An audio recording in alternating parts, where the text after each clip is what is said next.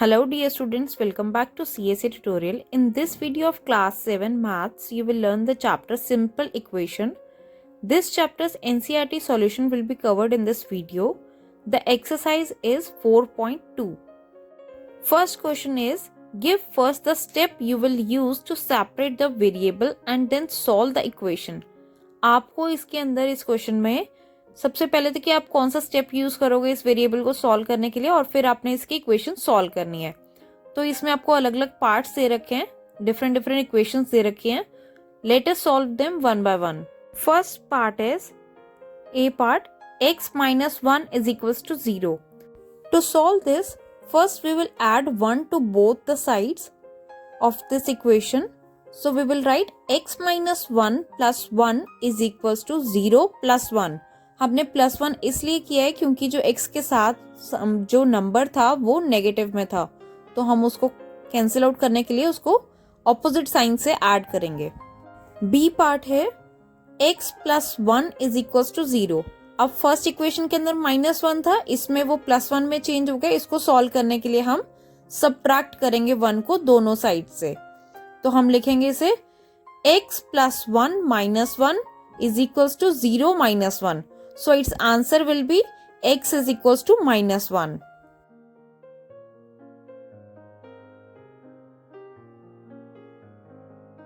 C part is x minus 1 is equals to 5. In this there is change. Instead of 0 they have written 5. So we will write 1 to both the sides of the equation. We will write the equation like x minus 1 plus 1 is equals to 5 plus 1. So the answer will be x is equals to 6. The value of x is 6. D part is x plus 6 is equals to 2. अब इस question के अंदर आपको x के साथ में 6 दे रखा है जो कि प्लस में है, तो इसे हम सॉल्व करने के लिए सबट्रैक्ट करेंगे 6 को दोनों साइड से. तो हम लिखेंगे x plus 6 minus 6 is equals to 2 minus 6. So the answer will be x is equals to minus 4.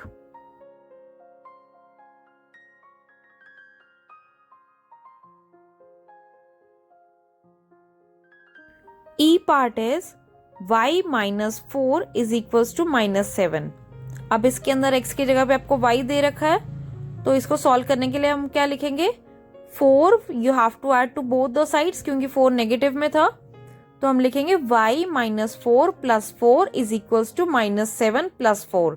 So the answer will be y equals to minus 3.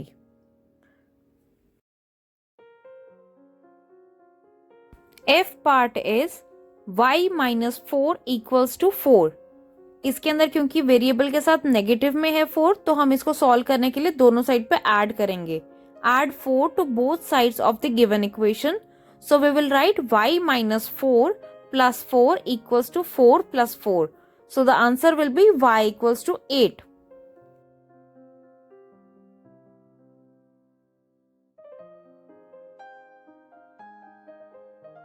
G part is y plus 4 equals to 4. अब इसमें y के साथ जो है 4 plus में है, तो इसे सॉल्व करने के लिए हम सबट्रैक्ट करेंगे. Subtract 4 from both sides of the equation. So we will write y plus 4 minus 4 equals to 4 minus 4. So the answer will be y equals to 0.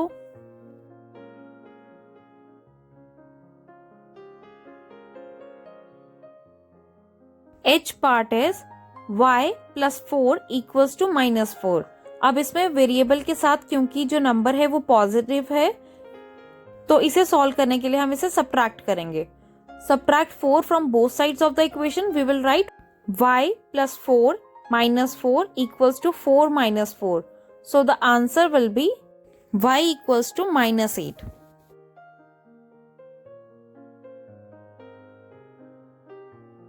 Second question is, give first the step you will use to separate the variable and solve the equation. अब इसके अंदर भी आपको पहले step देना है और उसके बाद इक्वेशन को सॉल्व करना है. जो फर्स्ट क्वेश्चन था उसमें ज्यादातर एडिशन और सब्ट्रैक्शन के क्वेश्चन थे और इस क्वेश्चन में मल्टीप्लिकेशन और डिवीजन के क्वेश्चंस हैं. यानी कि आपको इक्वेशन मल्टीप्लिकेशन और डिवीजन के मेथड को यूज करते हुए सॉल्व करनी है. So now let's solve these equations one by one. The first part is A part, 3L is equals to 42. To solve this we will write, divide both sides of the equation by 3. आपको दोनों side के equation को 3 से divide करना है, यानी कि 3L divided by 3 is equals to 42 divided by 3. तो आपके पास में आएगा L is equals to 14. Value of L is 14. So this equation is solved. B part is B divided by 2 is equals to 6. To solve this we will write, multiply both sides of the equation with 2. Now we have to multiply both sides of the equation with 2. We will write B divided by 2 multiply 2 equals to 6 multiply 2. So the answer of B is 12.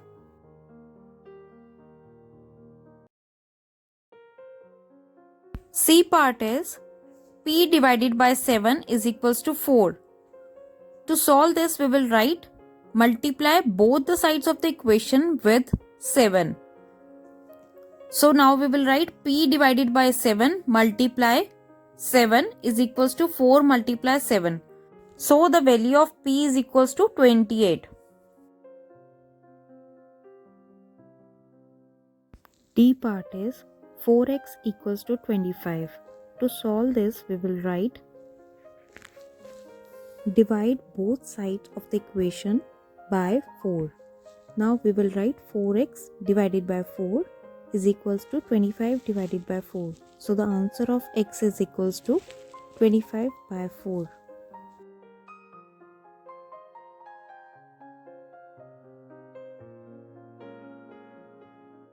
E part is 8y is equals to 36. जैसे कि हमने पहले वाले part में किया था वैसे इसको सॉल्व करेंगे. हम लिखेंगे divide both sides of the equation by 8. So now we will write 8y divided by 8 equals to 36 divided by 8. So the answer of y is equals to 9 by 2.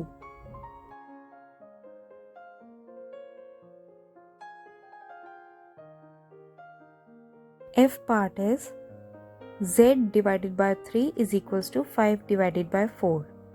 Now we will solve this equation by first multiplying both sides of the equation by 3. So now we will write z divided by 3 multiply 3 equals to 5 divided by 4 multiply 3. So the answer is z equals to 15 divided by 4. G part is a divided by 5 equals to 7 divided by 15. To solve this we will write, multiply both sides of the equation by 5. Now we will write a divided by 5 multiply 5 equals to 7 divided by 15 multiply 5. So the answer of a is equals to 7 by 3.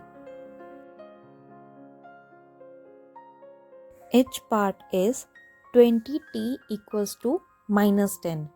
To solve this we will write, divide both sides of the equation by 20.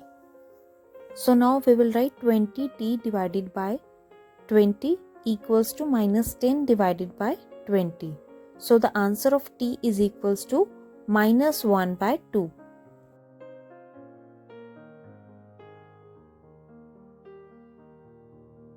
Third question is, give the steps you will use to separate the variable and then solve the equation. इसके अंदर अब आपको different parts दिए, जैसे आपने पहले वाला question को सॉल्व किया था वैसे ही इनको भी सॉल्व करना है, डिफरेंट इक्वेशंस को. Let's solve these parts one by one. So the first A part is 3n minus 2 equals to 46. अब इसे सॉल्व करने के लिए हम सबसे पहले क्या करेंगे, we will add 2 to both sides of the equation. So we will write 3n minus 2 plus 2 equal to 46 plus 2. So the answer is 3n equals to 48. Now we will divide both sides of the equation by 3. So we will write 3n divided by 3 equals to 48. So the answer of n is equals to, the value of n is 16.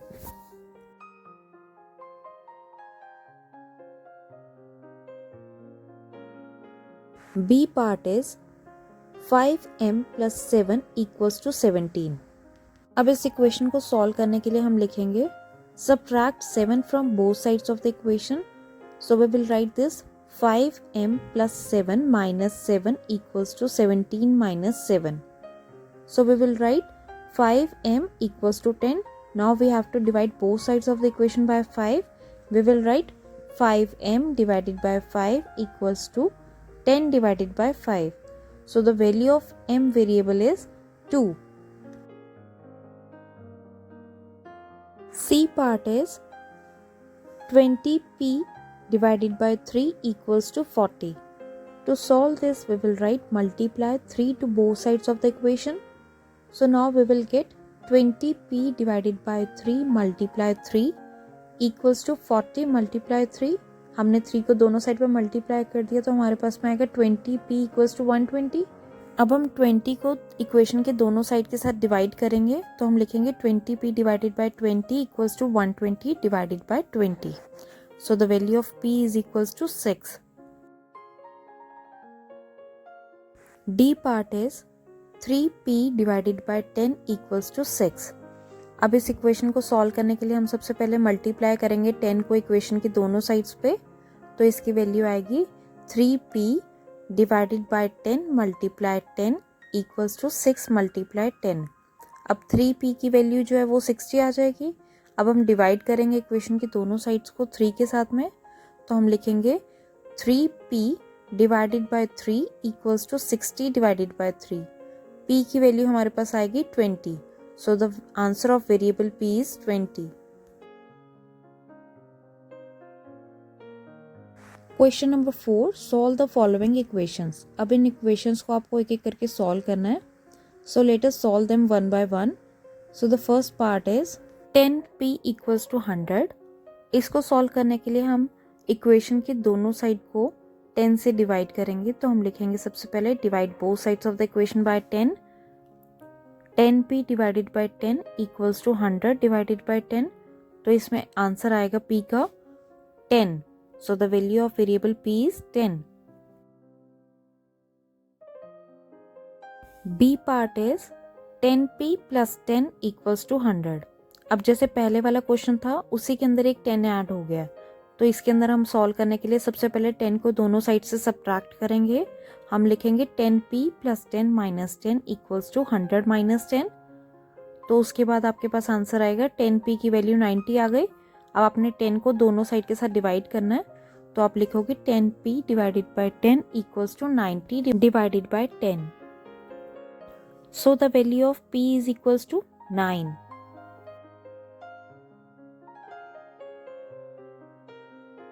C part is p divided by 4 equals to 5.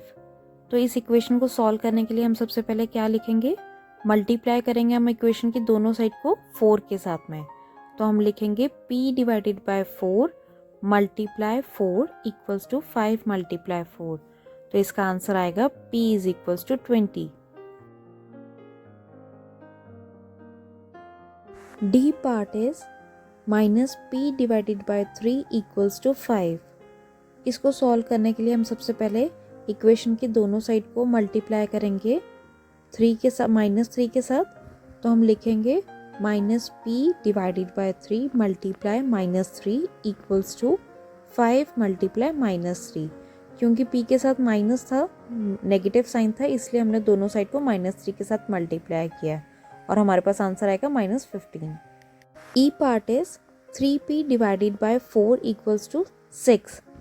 इसको solve करने के लिए हम दोनों side को सबसे पहले multiply करेंगे 4 के साथ में और हम लिखेंगे 3p divided by 4 multiply 4 equals to 6 multiply 4.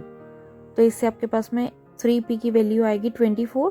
अब हम डिवाइड करेंगे इक्वेशन के दोनों साइड को 3 के साथ में, तो हम लिखेंगे 3p divided by 3 equals to 24 divided by 3.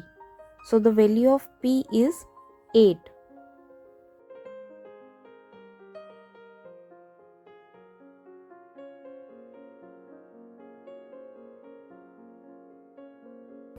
F part is 3s equals to minus 9. इसको सॉल्व करने के लिए हम इक्वेशन को, क्योंकि 3 मल्टीप्लाई हो रहा है इसके साथ में, तो हम इक्वेशन में दोनों साइड को डिवाइड करेंगे 3 के साथ में।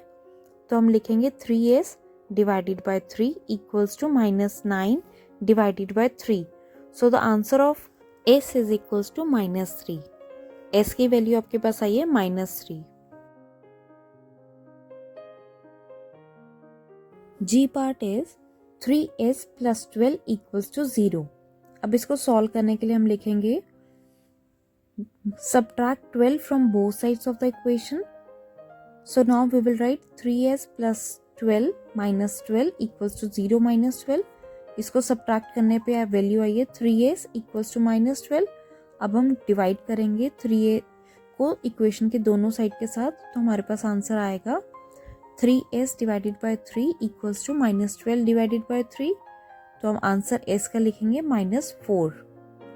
s की वैल्यू आपके पास कितनी आई है -4। h part is 3s equals to 0।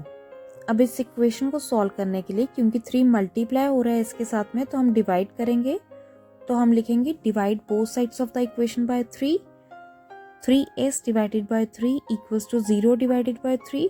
0 के साथ आप कुछ भी डिवाइड करते हो तो वैल्यू आपके पास 0 आती है, तो इसलिए आंसर s का जो है वो हो जाएगा 0। s is equals to 0। i part is 2q equals to 6।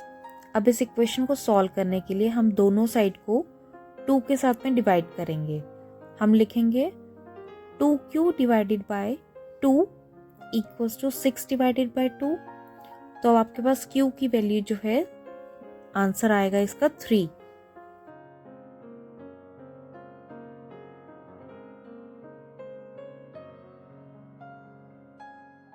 j part is 2q minus 6 equals to 0।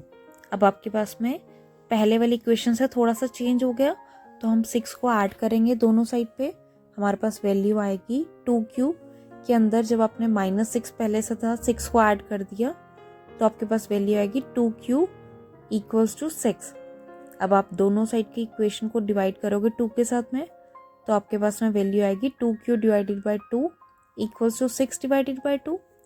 तो q की वैल्यू जो है वो है 3। So the value of q is 3।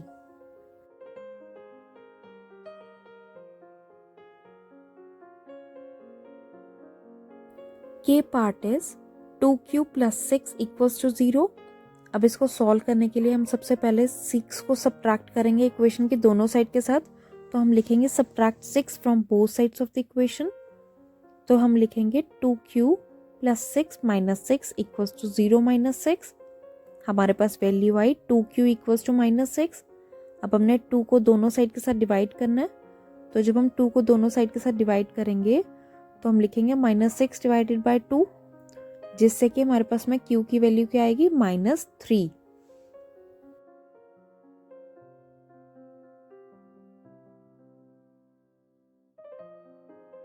l part is 2q plus 6 equals to 12। अब इसके अंदर देखो, पहले वाले के अंदर 0 था, अब इसमें 12 हो गया। तो अब आप सबसे पहले की तरह ही सब्ट्रैक्ट करोगे 6 को दोनों साइड के साथ। तो आप लिखोगे 2q plus 6 minus 6 equals to 12 minus 6, जिसके आपके पास में 2q की वैल्यू 6 आ जाएगी। अब हम दोनों साइड को डिवाइड करेंगे 2 के साथ। तो हम लिखेंगे 2q divided by 2 equals to 6 divided by 2। हमारे पास में q का आंसर क्या आएगा 3। Value of q is 3।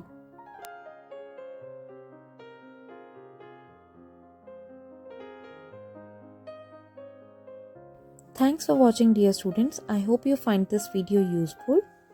Don't forget to hit the like button and subscribe to CSA tutorial for more such videos. If you have any doubt or query, you can write us in the comment section.